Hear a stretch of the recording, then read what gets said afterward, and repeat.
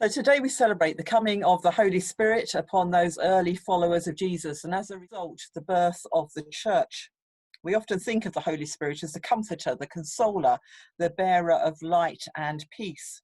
Or perhaps we think of the Holy Spirit in terms of a guide or a director who we can summon to help us do or be what God expects us to be. Indeed, the Holy Spirit is all of these, but much, much more. Psalm 104 speaks of the breath or the Spirit of God as being the source of all life.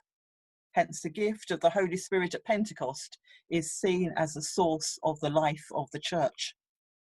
As our world has become decidedly smaller over the last few months, as we have lived within the expectations of what people want of us, also we live with the expectation of the future and what that may look like, trying to work out new parameters or whether past flat plans will ever become reality.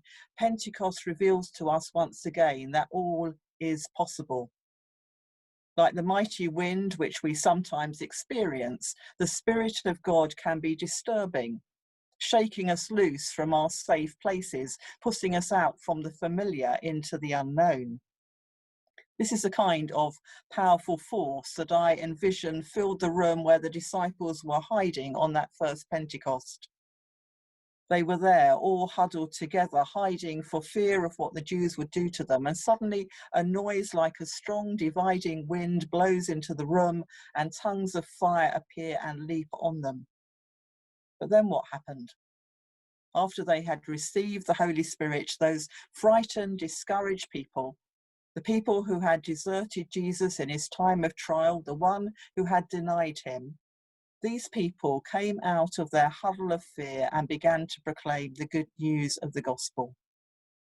That was the day of change for everyone in that room as they began to use the gifts given to them by God. So startling is their transformation that bystanders seek an explanation in human terms. This simply isn't possible. One minute, these men were a demoralized remnant. The next, they're leaders and preachers, visionaries and martyrs. Before, they were a ragbag of laborers, and after, they are the A-team, skilled in communicating the gospel across the culture and language divide. Something is out of control here and behaving not as it ought to be. Some years ago, there was a British gas advertising campaign where various celebrities would snap their fingers and a blue flame would spring up at the end of their thumb.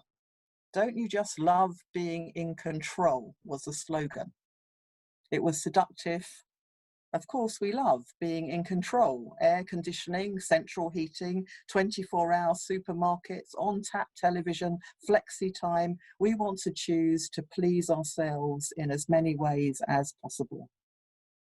In the prevailing Western culture, the will of the individual is supreme. So God is also becoming confined to smaller and smaller boxes, domesticated, crammed into a shape and size that seeks to place God at our disposal. Yet Pentecost reminds us of the power of God and that the opposite is true.